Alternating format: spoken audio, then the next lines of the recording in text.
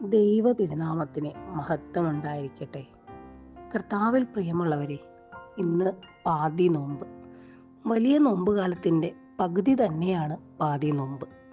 ഈ ദിവസം ബുധനാഴ്ചയായാണ് വരുന്നത്. കഠിനമായ നോമ്പിൻ്റെ ഉപവാസത്തിൻ്റെ ഇടയിലൂടെ കടന്നു പോകുമ്പോൾ തളർന്നു പോകാതിരിക്കാനായി സഭ നൽകുന്നൊരു പ്രോത്സാഹനത്തിൻ്റെ ദിവസമാണ് ഈ പാതി നോമ്പ്. ഉപവാസത്തിൻ്റെ പ്രാർത്ഥനയുടെയും ഒക്കെ നടുവിൽ പാതി വഴിയിൽ തളർന്ന് പോയി അവസാനിപ്പിക്കേണ്ടതല്ല ഈ നോമ്പ്.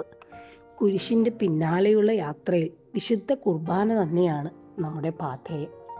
നോമ്പിൻ്റെ പാതി ദിവസങ്ങൾ പിന്നിടുമ്പോൾ കൂടുതൽ പുണ്യം നാം ഓരോരുത്തരും ആർജിക്കേണ്ടിയിരിക്കുന്നു.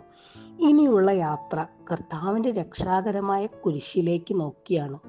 ഇസ്രായേൽ ജനം സർപ്പത്തിൻ്റെ കടിയേറ്റ് മരിച്ചു വീണപ്പോൾ മോശ ഇസ്രായേൽ പാളയത്തിൻ്റെ നടുവിൽ അഗ്നിസർപ്പത്തെ ഉയർത്തി ആ പിച്ചള സർപ്പത്തെ നോക്കിയവർ രക്ഷ പ്രാപിച്ചതിനെ ഓർത്തുകൊണ്ടാണ് ഇപ്പോൾ നാം കുരിശിനെ ദേവാലയത്തിൽ നാട്ടുന്നത്. ഈ കുരിശിലേക്ക് നോക്കിയവർ രക്ഷ പ്രാപിക്കും. അതുകൊണ്ടാണ് സങ്കീർത്തനക്കാരൻ പറയുന്നത്, അവങ്കിലേക്ക് നോക്കിയവർ പ്രകാശിതരായി, അവരുടെ മുഖം ലജ്ജിച്ചു പോയതുമില്ല. തുടർന്നുള്ള നാളുകൾ നമുക്ക് കുരിശിലേക്ക് നോക്കി യാത്ര ചെയ്യാം. മലയാളത്തിൻ്റെ എഴുത്തുകാരനായ ശ്രീ അപ്പൻ സാർ ഓർമ്മിപ്പിക്കുന്നത് പോലെ, കുരിശ് ധരിക്കുമ്പോഴും കുരിശ് വരയ്ക്കുമ്പോഴും കുരിശ് കാണുമ്പോഴുമൊക്കെ ഒരു ക്രിസ്ത്യാനിയുടെ ബോധവൈകാരിക മണ്ഡലങ്ങളിൽ നസ്രായനെയാണ് നാം കുടിയിരുത്തേണ്ടത്.